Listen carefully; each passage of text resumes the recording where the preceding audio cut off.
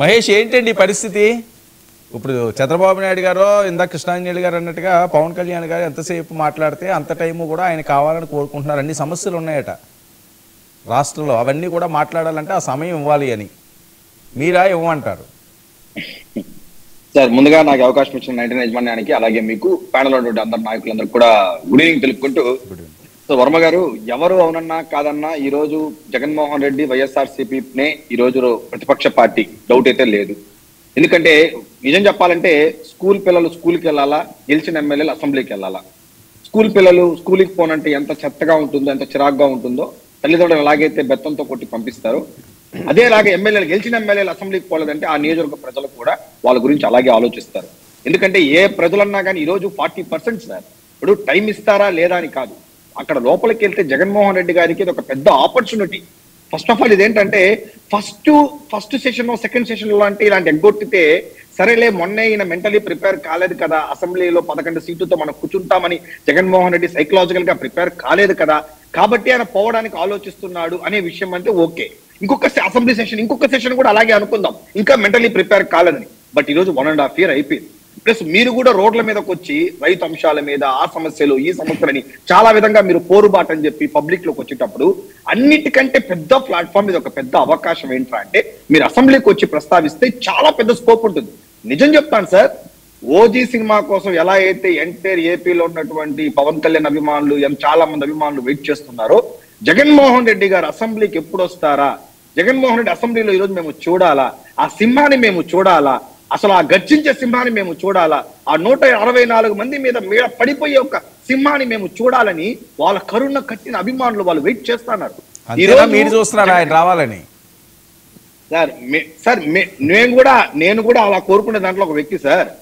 ఎంత చక్కగా ఉంటుంది సార్, ఇప్పుడు జగన్మోహన్ రెడ్డి గారు 164 మంది ముందు 11 మంది ఎమ్మెల్యేలను కూర్చోపెట్టుకొని ఈ ప్రభుత్వాన్ని 1.5 సంవత్సరంలో వీళ్ళు చేసినటువంటి తప్పుల్ని ఎండగడుతూ చూపించే అవకాశం ఇంతకంటే ఎక్కడొస్తుంది సార్?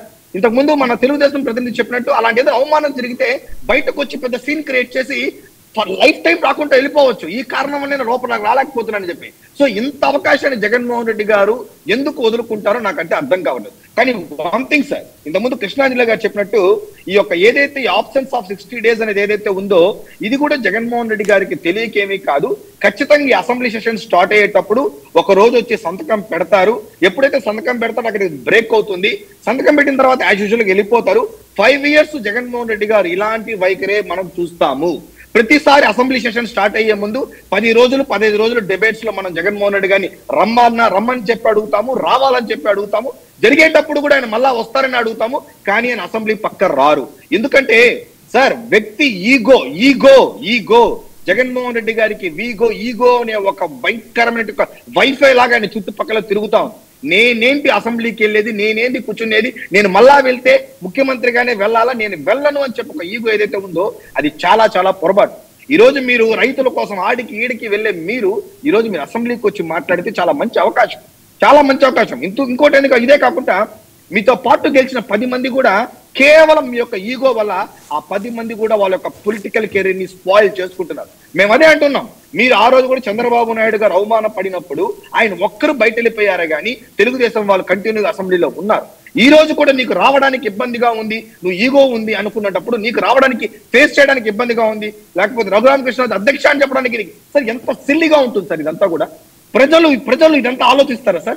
అధ్యక్షాన్ని పిలవడానికి జగన్మోహన్ రెడ్డి మొహమాటంగా ఉంది, వద్దని ప్రజలు అనుకుంటారా సార్? మరి అలాంటప్పుడు మీకు ఎందుకు సార్ రైతులు, టమాటో రైతుల గురించో, మామిడి రైతుల గురించో, లేకపోతే ఇంకొకరి గురించో మాట్లాడే హక్కు మీకు ఎలా ఉంది? సో ఆన్ రికార్డు మీరు అక్కడ మాట్లాడే అవకాశాన్ని ఎందుకు కోల్పోతున్నారు? సో జగన్మోహన్ రెడ్డి గారి సార్ ఇలాంటి 100 డిబేట్లు మనం చెప్పినా జగన్మోహన్ రెడ్డి గారు అసెంబ్లీకి వచ్చి మొదటి రోజు సంతకం పెట్టి ఎవరికి తెలియకుండా వెళ్ళిపోతారు, ఇది ఖచ్చితమైన తథ్యం. దీనికి మించి ఆయన మళ్ళీ అసెంబ్లీకి వస్తారని కోరుకోవడం కూడా పొరపాటు సార్. ఇంకోటి సార్ టెక్నికల్ కూడా చూసుకుంటే రఘురామకృష్ణరాజు గారు 60 days ఆప్షన్స్ అనేది చెప్పారు. ఇంతకుముందు మన కృష్ణాంజనేయులు 190.4 ఆర్టికల్ కాన్స్టిట్యూషన్ దాని ప్రకారం కూడా. బట్ ఇప్పటివరకు కూడా భారతదేశంలో ఇలాంటి సిచ్యువేషన్ ఏ స్టేట్ లో కూడా, ఏ అసెంబ్లీలో కూడా, ఏ ఎమ్మెల్యే కూడా రాలేదు. కానీ అల్టిమేట్ మళ్ళా డెసిషన్ మేకర్ ఎవరు అంటే speaker is ultimate decision maker.